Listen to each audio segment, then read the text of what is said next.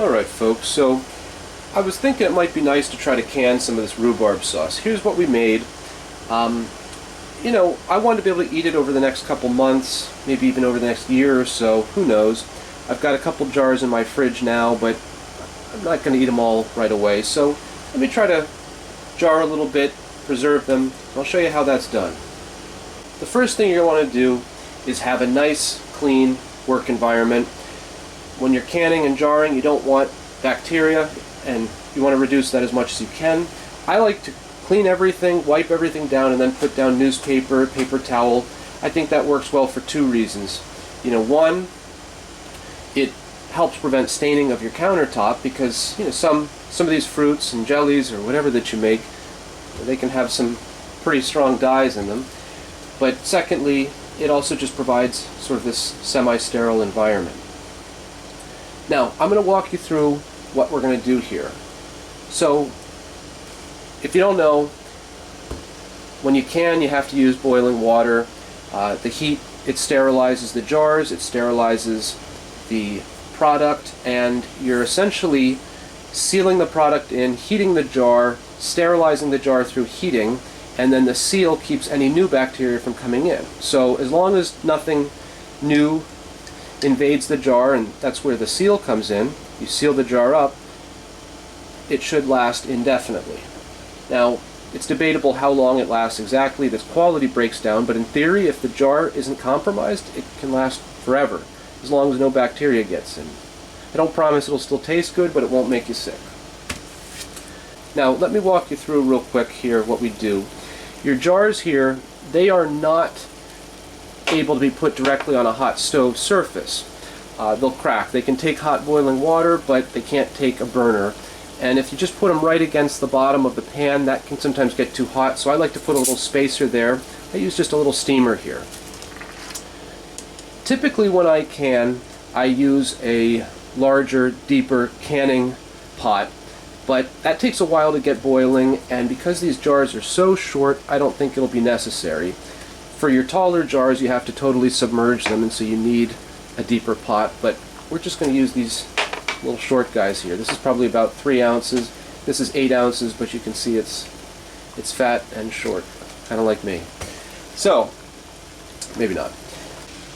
Next step, we're going to take all our jar parts and we're going to boil them just briefly.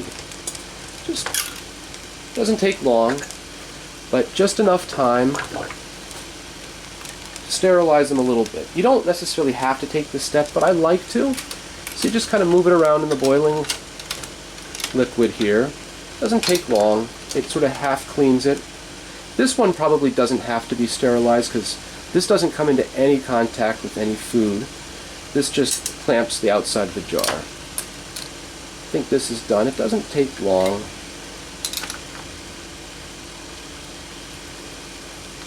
You can use tongs, you can use whatever you'd like. I don't like to reach into boiling water with my bare hands, but if you're tougher than me, maybe you can. Please don't do that. Please, please. I don't want to feel guilty. They make, if these don't work for you, I have, this is an actual official antique canning tongs here. You grab from the top, this goes around the jar lid and you withdraw it. But I don't think we need that.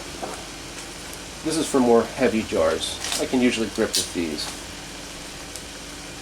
So, let's begin here. I'm going to open up the rhubarb sauce we made. Beautiful, right?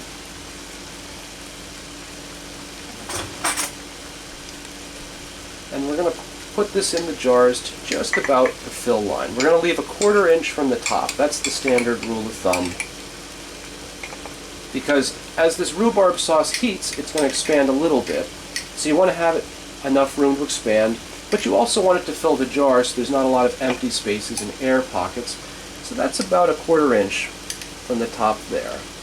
We'll do the same for this little jar. Now this is a little mini jar, so this is going to be a little tricky to get it in there. Should probably use a smaller spoon here. This is a teeny, teeny, teeny jar. Just going to keep trying to get that in there.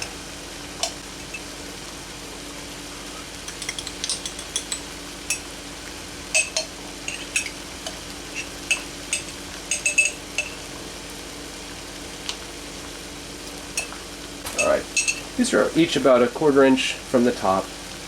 I'm just going to lightly shake it a little bit in case there's any air bubbles so it sinks.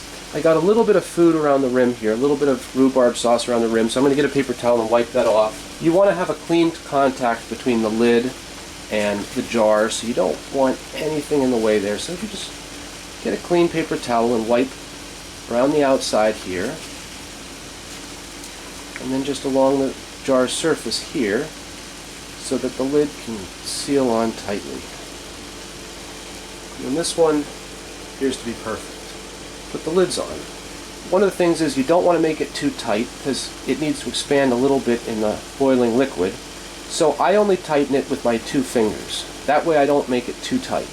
If I really grip it and tighten it, it'll be too much.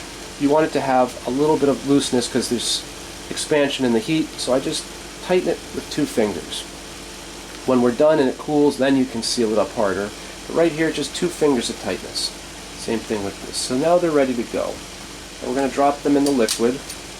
I'm actually going to use, can I do it, please?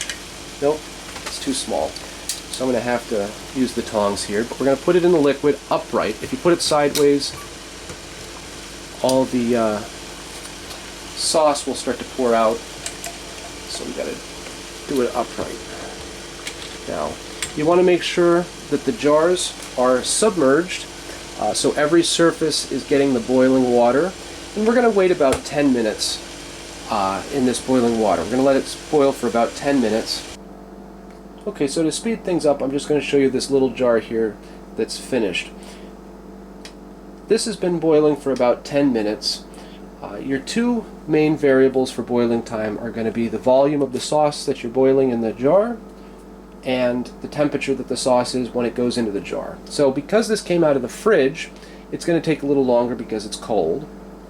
You know, if this was the sauce coming right off the stove, you put it in the jar, that's the ideal.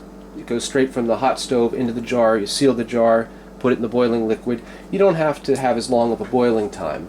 But because this jar is so tiny, it heats up pretty quickly, so within 10 minutes this is ready to go. If you had a larger jar, like this is a quart-sized jar, I like to give these about 20 minutes if the liquid is hot going in. If the liquid was cold, I might give it 30 minutes. But since this thing is so tiny, I think it's ready to go. Now, I don't know if you can hear it, but because one of the things you can notice is if you ever have jar lids, they pop. When they heat up, the lid lifts, and then when it cools, it creates a little bit of a vacuum and it pulls the lid down. Because it's still hot, the lid is expanded. But when this cools, you'll hear and the vacuum will create a suction and the lid will pull down. So if you ever do a lot of canning, and we'll do that at some point, you'll hear them just kind of in succession. After about 20 minutes to a half hour, you just hear and each lid goes down. And that means that it's sealed, that means that it's airtight, that means that you did a good job. So listen for that pop sound as it cools. Finally, these things, what's the shelf life? They say 18 months if it's properly canned. It could probably go even longer, but sometimes just the quality degrades a little bit. So I'm going to give you a quick recap of the steps we took. You're going to want to have a clean surface. You're going to want to sterilize or sanitize your jars. You pour whatever you're canning into the jar about 1/4 inch from the jar top. Put the jar lid on, but not too tight. Put it standing upright into the boiling liquid. You're going to want the liquid to cover the entirety of the jar. And then it's going to take, depending on the volume of the jar and the temperature of the liquid going in, anywhere from 10 to 30 minutes. You let it boil, take it out, just let it sit, and then once it's cooled, you can tighten the lid even more, and you're good to go. Happy canning.